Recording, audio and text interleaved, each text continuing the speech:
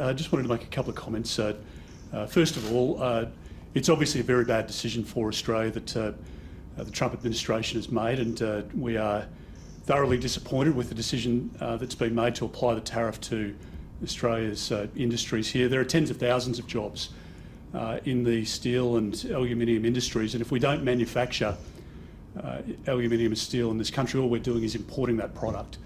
So it's imported at a higher cost, and it's also therefore more detrimental to the environment as well. So I want to make sure that we're a government that can deal with our trading partners effectively, and clearly the Prime Minister hasn't been able to do this. It's obvious that Anthony Albanese and Kevin Rudd have had a shocker. The Prime Minister can't secure a phone call, let alone a meeting with the President of the United States, and how on earth can an outcome be negotiated if the President won't even take the Prime Minister's call? So it's not just Australians who see the Prime Minister as weak and incompetent, it's our trading partners as well. And the sad reality is, because of the Prime Minister's inability to deal with this issue, Australian jobs are at risk and Australian industry is at risk. And the Prime Minister needed to get this right, and he didn't. This Prime Minister has made our country less safe. The Prime Minister says that we live in the most precarious period since the end of the Second World War. He's made economic decision after economic decision, which has driven up the cost of groceries. Their energy policy is a disaster. And now it turns out that he can't even get a phone call with the President of the United States. This is a bad day for Australia.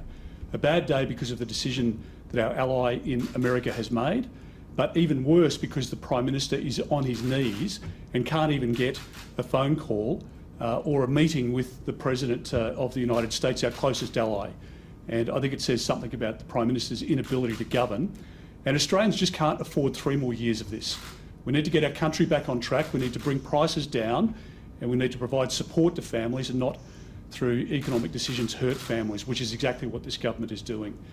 So I think the Prime Minister has a lot to answer for here, and I just don't think the Prime Minister can brush it aside as just another decision. This is a bad day for our country, and the Prime Minister has completely failed in his attempts to stand up for our country. We don't believe that an outcome wasn't possible. We negotiated an outcome with America when the coalition was in government in 2018, and this Prime Minister has failed to do it because the President won't even take a call, won't even grant a meeting with Anthony Albanese. And it shows how incompetent and how hopeless this Prime Minister is. I'm happy to take any questions. Other countries, Mr Dutton, did secure meetings, but they also failed to negotiate any sort of exemption. What is the purpose of criticising our government right now if those ones who did meet with them did fail, and how did Dutton government navigate this going forward? Well, our country has a trade surplus with the United States. That distinguishes us from most other countries. And that was the basis upon which the coalition was able to argue in 2018 for an exemption from the tariffs. Now, the Prime Minister hasn't even been able to mount that argument because the President won't even pick up the phone when Anthony Albanese calls. He can't even get a meeting, which is why the Prime Minister hasn't gone to the United States. The Prime Minister of Japan has gone to the United States, and our Quad partner India, Prime Minister Modi has gone to the United States to meet with the President. We're the only Quad partner where the leader can't get a face-to-face meeting with the President. This is hopeless, and unfortunately Australian jobs are at risk. And I just think the Prime Minister has let every Australian down. The coalition government was able to negotiate an exemption largely because we were able to prosecute our argument more effectively than what Anthony Albanese can.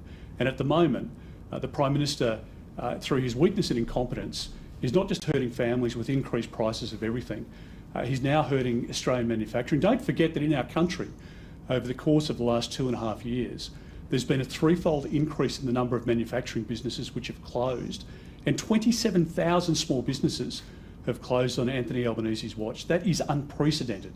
And this Prime Minister is a disaster for our economy, for our energy prices, for manufacturing, and Australians cannot afford 3 more years of an Albanese government, particularly because it would be a minority government with the Greens, which would crush industry and destroy jobs and economic activity.